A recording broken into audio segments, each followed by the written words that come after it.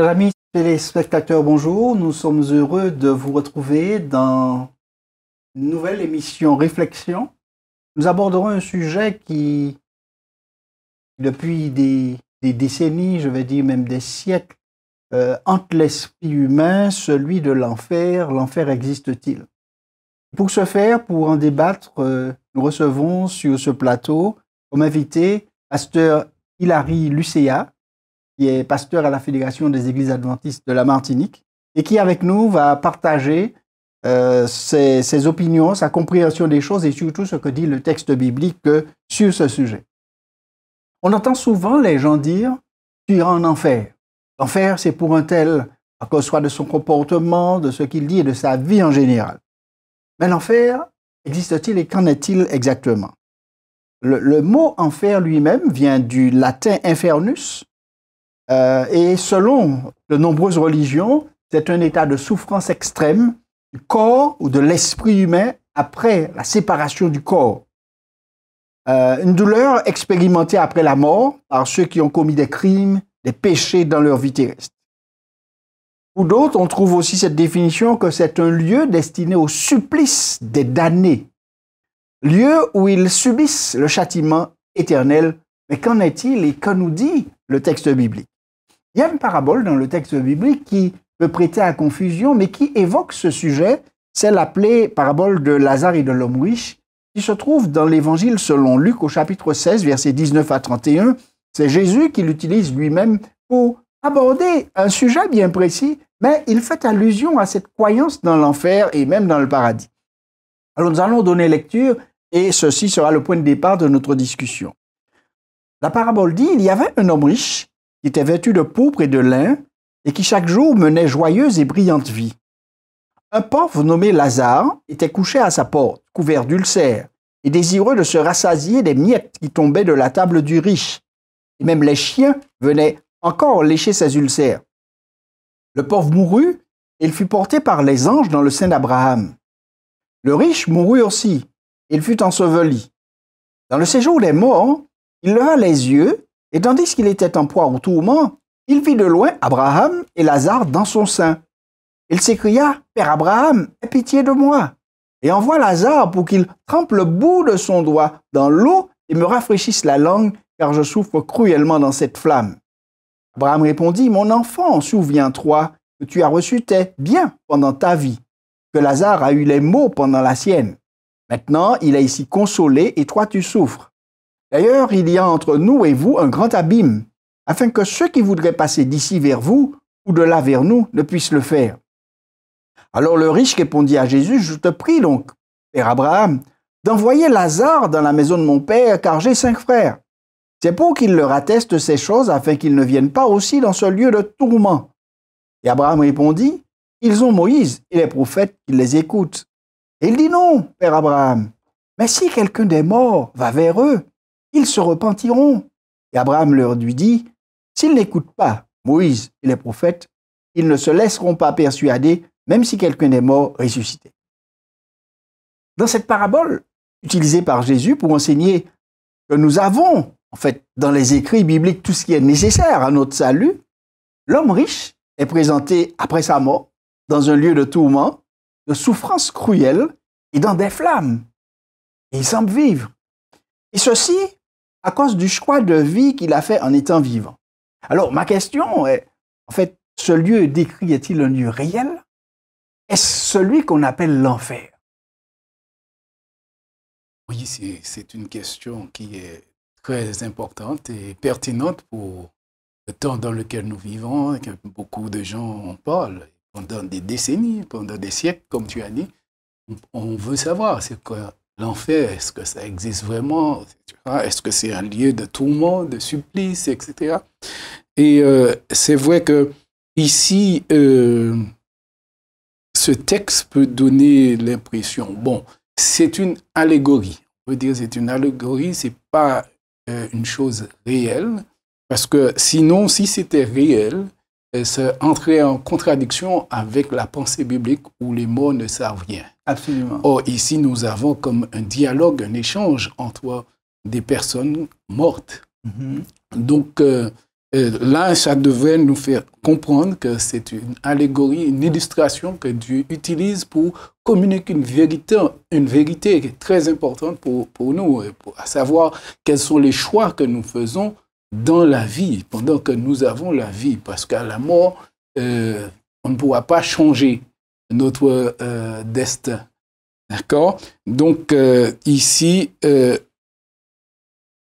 Lazare, c'était le pauvre qui avait une vie de mendiant, etc. Une vie difficile. Difficile, compliquée, comme beaucoup d'entre nous aujourd'hui. Absolument. D'accord? Et c'est, comment il s'appelle? Abraham. Oui, on parle qui se trouve dans le Abraham. Abraham. Oui. Ce qui pour le juif représente le paradis. Oui, voilà. Et le riche qui est aussi dans un lieu des morts, mais quand il était en vie, il ne faisait pas cas de Lazare, qui était pauvre, il le méprisait, etc., alors qu'il avait besoin. Donc, en quelque sorte, il y a un enseignement important pour nous. Qu'est-ce que nous faisons des autres? Si nous avons reçu les bénédictions de Dieu, est-ce que nous les utilisons pour aider les autres, ou bien est-ce que nous prenons cela pour booster le moi, de sorte qu'on méprise les autres. D'accord? Mais maintenant, à la mort, il est dit que le pauvre est consolé et le riche est dans un lieu de flamme, de tourment, etc. Donc, en réalité, nous ne pouvons pas dire que l'enfer existe dans ce sens où les gens sont dans un lieu où il y a des flammes, où ils sont tourmentés, etc. Sinon, ça ferait que les gens soient éternels. Ils soient tourmentés éternellement, ils soient dans une situation terrible. Non, mais ça dit que l'être humain est éternel quelque part. Oui, aussi, en quelque part. Or, selon la Bible, on n'est pas éternel. À cause du péché, on est devenu des êtres mortels. Donc, on passe par la mort. Et à la mort, le texte biblique nous dit dans Ecclésiaste, chapitre 9, versets 5 et 6, que les vivants savent qu'ils mourront, mais les morts ne savent rien. Ils n'ont plus aucune part de ce qui se fait sur le soleil. Ecclésiaste 9 aussi, verset 10, « Tout ce que ta main trouve à faire, avec ta force, fais-le. Car il n'y a ni œuvre, ni pensée, ni science, ni sagesse, dans le séjour des morts où tu vas. » Alors, ce qui veut dire que s'il n'y a rien, le dialogue est vraiment une allégorie qui est présentée, puisque il n'y a rien, il n'y a aucune réalité, il n'y a pas de langue réelle, de corps réel. Voilà. D'autant plus que le séjour des morts dont il est parlé ici, en grec, il est appelé l'Hadès, qui est la demeure des morts. Et David, quand il faisait allusion dans Acte 2, 27, et on reviendra au texte que tu as cité, il dit « Tu n'abandonneras pas mon âme dans le séjour des morts et tu ne permettras pas que ton sein voie la corruption. » Et le seul endroit unique où David est emmené après sa mort, c'est son sépulcre, sa tombe. Voilà. Donc, quand on est dans ce lieu, bon, apparemment, il ne serait ni au paradis, ni ailleurs encore quand il meurt.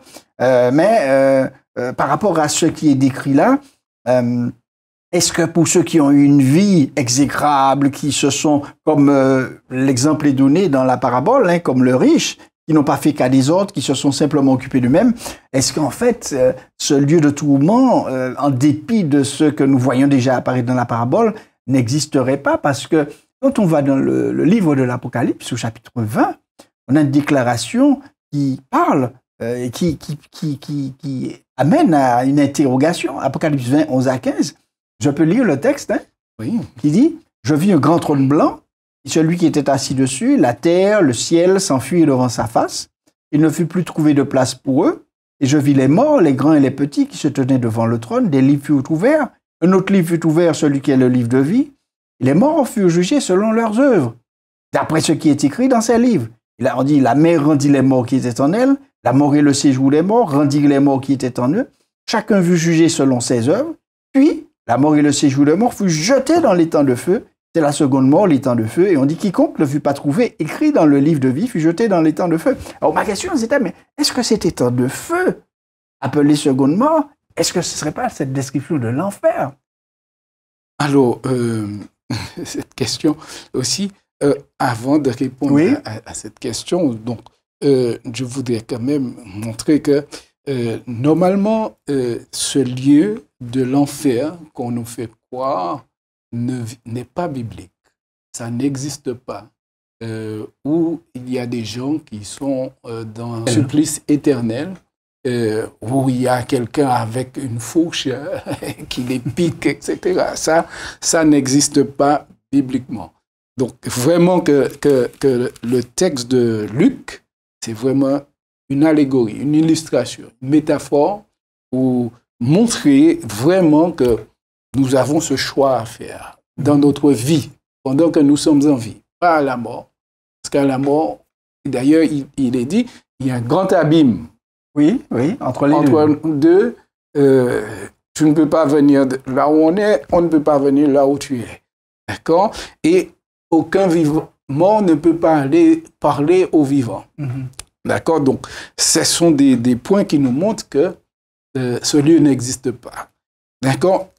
Oui, c'est vrai que le texte d'Apocalypse nous parle d'un moment où les méchants seront jetés dans les temps de feu, y compris la mort et le séjour des morts, etc. La mort ne sera plus. Et donc, l'enfer, est-ce que cela existe comme on l'entend? Oui, c'est cela. Est-ce que cet étang de feu serait... Cet étang de feu, c'est vrai que c'est un moment ce serait un moment de destruction totale par le feu, d'accord? Et nous croyons que c'est l'enfer aussi à ce moment, parce qu'il y aura le feu, vraiment. Mais pas comme on l'entend, où on sera dans un feu éternel. Tandis que c'est vrai que dans Marc chapitre 9, Jésus en parle, Jésus parle de la situation de personnes qui auraient fait du tort à des enfants, et après il dit qu'il vaut mieux entrer dans le royaume sans un membre du corps, plutôt qu'à avoir les deux membres du corps et être jeté dans les temps de feu, le feu de la géhenne, etc. Et dans Matthieu, je crois, il est dit, ce feu ne s'éteindra pas, etc. Et qu'est-ce que cela voudrait nous dire? Parce que voilà, c'est Matthieu 25, verset 41-46. Oui. Est-ce que cela signifie que le feu, on est dans un feu de châtiment éternel qui ne s'éteint pas? Alors, le texte, Ézéchiel nous dit que notre Dieu, c'est un Dieu d'amour et qui ne désire pas la mort des méchants. Et donc, Dieu, c'est pas un Dieu, comment on dit ça, si méchant qui voudrait voir les gens se tourmenter, etc. Oui, qui crie, c'est pas ça. Dieu ne prend pas plaisir à la mort. D'accord? Dieu, ce qu'il veut, c'est la vie.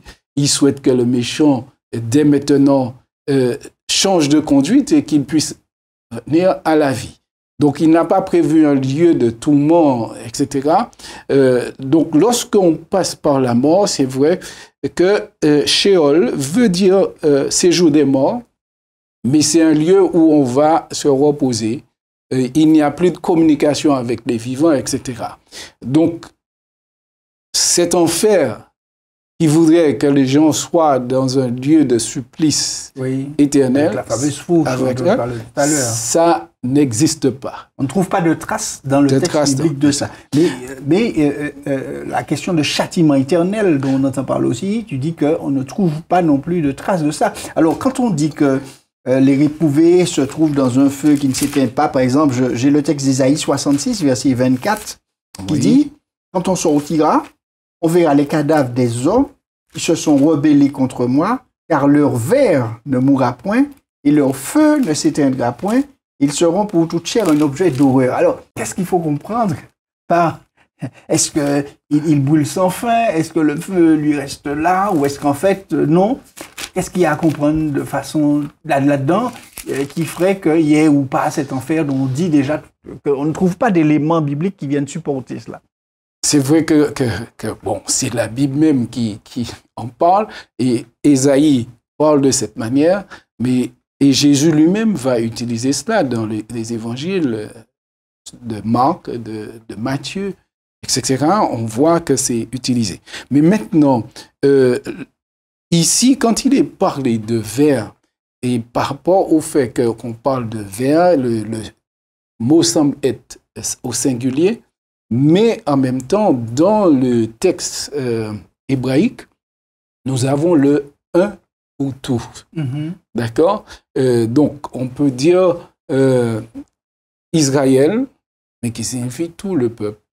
D'accord? Or, Israël, c'est Jacob. Oui, oui. Mais quand on parle d'Israël, on peut parler de Jacob comme on peut parler du peuple, dans sa totalité, oui. Dans sa totalité. Donc ça, c'est un langage biblique. Et donc, ici, certains théologiens pensent que le vers, ici, qui est utilisé, le vers qui ne meurt pas, soit l'âme de la personne. D'accord? Maintenant, il y a d'autres théologiens qui disent que le vers, là, c'est le un pour tous. Et que ce vers qui ne meurt pas, c'est pas que le vers non plus soit éternel. D'accord? Mais que le vers représente la quantité qui va se retrouver. Parce que dans Ésaïe, on a un langage de champ de bataille où il y a des cadavres qui sont là. Et quand les cadavres sont exposés, qu'est-ce qui se passe? Les mouches mettent des vers dessus et les vers mangent le corps. Et ces vers-là ne meurent pas tant qu'ils n'ont pas terminé leur tâche. Mais à un moment donné, ils terminent la tâche. Voilà, à un moment, ils terminent la tâche et quand la tâche est terminée, ils n'ont plus rien à manger, ils vont mourir. Mais c'est-à-dire que le corps, il ne reste plus rien à manger. Il reste plus rien à manger. D'accord? Et donc, quand il dit que le feu ne s'éteint pas, c'est que le feu est vraiment va jusqu'au bout. D'accord? On va voir l'exemple ici dans Malachie chapitre 4. Malachie chapitre 4, où il est dit, verset 1, « Car voici le jour vient, ardent comme une fournaise. Tous les hautains et tous les méchants seront comme du chaume. Le jour qui vient les embrasera, dit l'Éternel des armées, et il ne laissera ni racine ni rameau. » D'accord? Donc, le jour de l'Éternel qui est parlé comme jour où il va exercer le jugement, le feu va descendre sur ceux qui n'auront pas accepté la grâce de Dieu pour être sauvés, eh bien, ce feu va détruire totalement, il ne va pas laisser ni racine, ni rameau, plus rien. Donc, ce feu, il est parlé d'être éternel dans sa durée, dans tout ce qu'il doit faire. C'est comme quand on parle de l'éternité pour Dieu, cela signifie au siècle des siècles sans fin. Mais quand il s'agit de l'être humain n'est pas éternel. Et cela ne signifie pas une période sans fin. Ce qui signifie que la période de la durée de la matière de l'être humain. D'accord? Donc, quand ce feu commence, ce feu ne va pas s'éteindre tant que tout n'est pas brûlé, détruit. Effectivement, quand on fait du feu nous-mêmes, quand vous allumez le feu, tant qu'il y a de la matière, ça va brûler. Et quand il n'y a plus de matière, il s'éteint de lui-même. Il s'éteint de lui-même.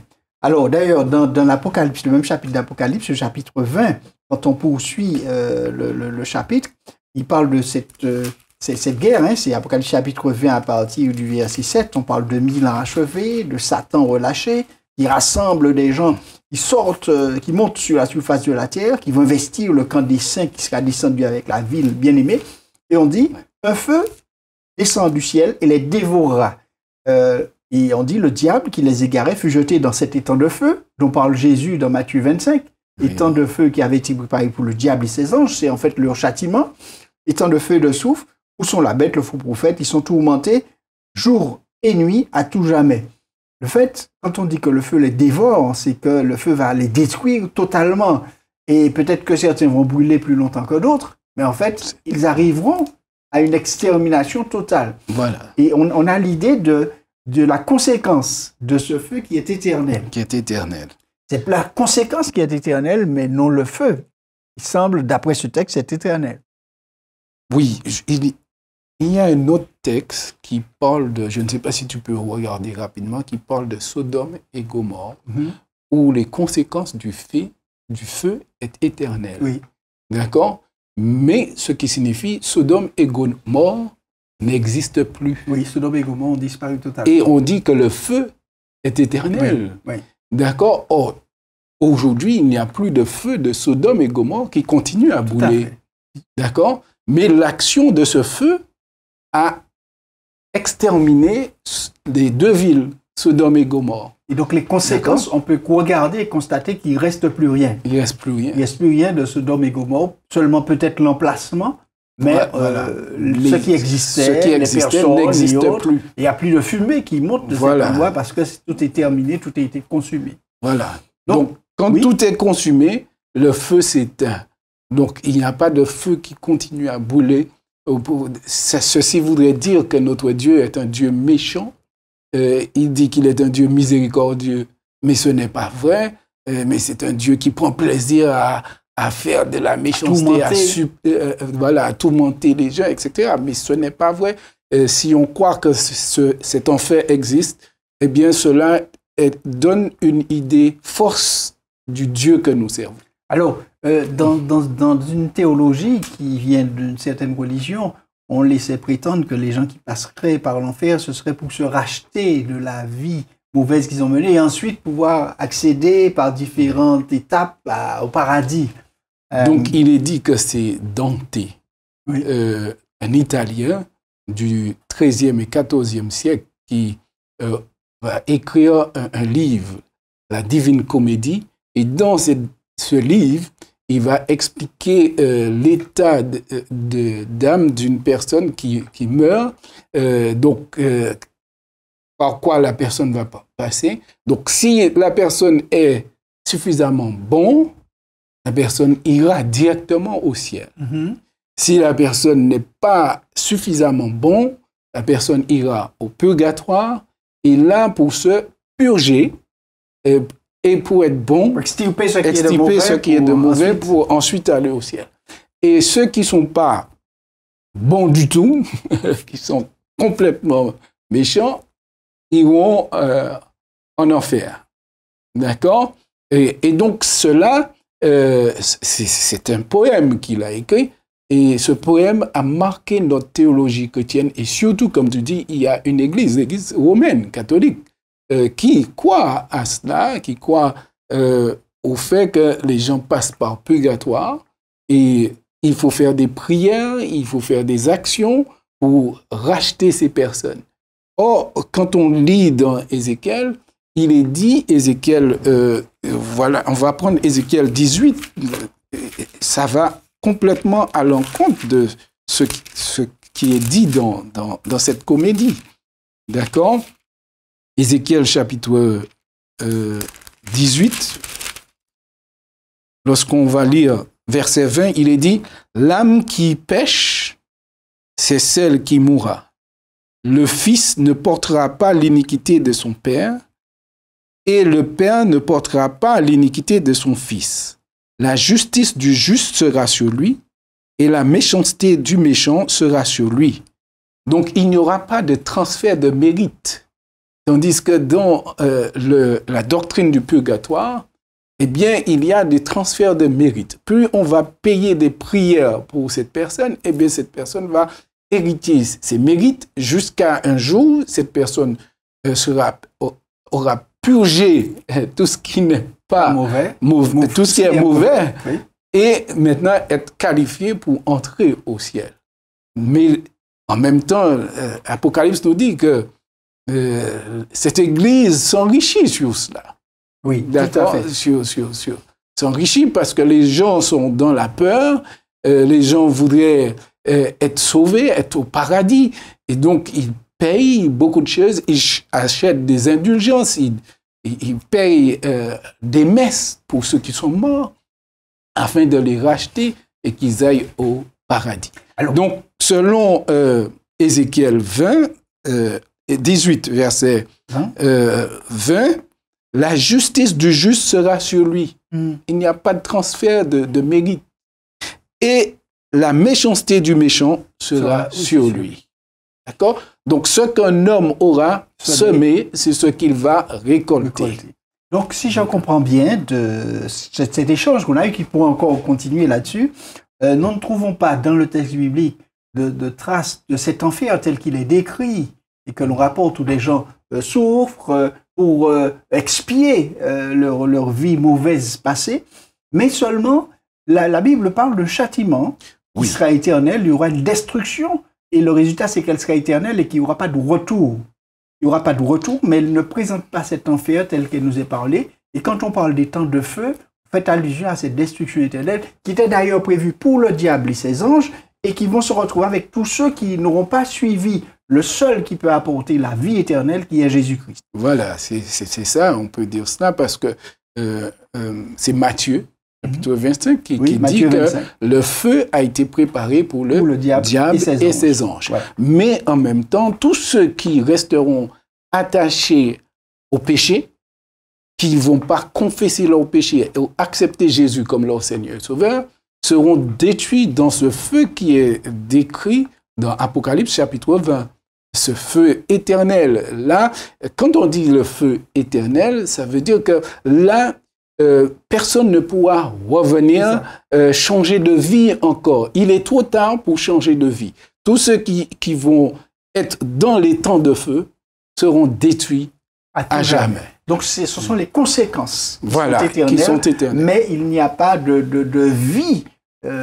vie dans ce feu de vie qui subsiste, parce que le feu détruit, il détruit tout. Et je suppose que la température de ce feu sera terrible, puisqu'elle fera tout fondre pour permettre maintenant ça s'ouvrira vers une reconstruction de la terre, une recréation de la terre par Dieu lui-même, qui est une terre nouvelle. Voilà, une terre nouvelle. Ceux qui seront les méchants seront détruits. Les seuls qui auront la vie éternelle, ce sont ceux qui ont accepté Jésus comme Seigneur et Sauveur. C'est les seuls qui auront l'immortalité. Ils vont entrer. À l'heure actuelle, dans notre état de péché, on n'est pas dans l'immortalité. On est dans la mortalité. L'homme, il meurt. Les animaux, tout ce qui est sur cette terre, à cause du péché, passe par la mort. Tout ce qui est vivant, à cause du péché, passe par la mort. Mais quand Jésus va revenir pour chercher ses enfants, ceux qui l'auront accepté comme Seigneur et Sauveur, alors à ce moment-là, tous, ils vont entrer dans l'immortalité. Oui, comme dit Jésus dans ce texte de Matthieu 25, verset 46, les justes iront à la vie éternelle. À la vie éternelle. Donc, nous pouvons conclure ainsi, chers amis auditeurs, à travers les quelques textes que nous avons pu parcourir, et il y en a encore d'autres, l'enfer, tel qu'il est décrit dans ce que nous trouvons aujourd'hui, dans certaines théologies, dans certaines doctrines, n'existe pas. Le seul lieu de tourment où les hommes un petit peu vont expier leur péché n'existe pas. Il n'existe pas. Il y aura bien une destruction qui sera le résultat du jugement de Dieu sur ceux qui auront refusé l'offre de Dieu, et ils l'auront refusé de façon catégorique, ils n'ont pas suivi le Christ. Il y aura une destruction, et la conséquence de cela sera une destruction éternelle où il n'y aura pas de retour, on ne pourra plus les revoir, contrairement à cette première résurrection où il y aura possibilité de revenir à la vie. Il s'agit simplement d'une conséquence éternelle, d'un châtiment qui aura été appliqué, mais il ne s'agit pas de vivre éternellement à souffrir, ce qui est tout à fait contraire à la pensée de Dieu. Et d'ailleurs, cet acte de Dieu sera un acte d'amour, ne pas permettre à l'être pécheur qui a refusé la grâce de Dieu de demeurer dans cet état qui est un état de souffrance pour lui. L'enfer tel qu'il nous est présenté n'existe pas. Ce que Dieu nous propose, par contre, c'est ce paradis dont nous avons déjà parlé, qui existe bien, qui a bien été préparé par Dieu, qui sera cette nouvelle vie que Dieu va nous redonner, ce qu'il avait prévu à Adam. Et la seule condition, c'est d'accepter la proposition de Jésus-Christ. Chers auditeurs, nous vous disons à bientôt.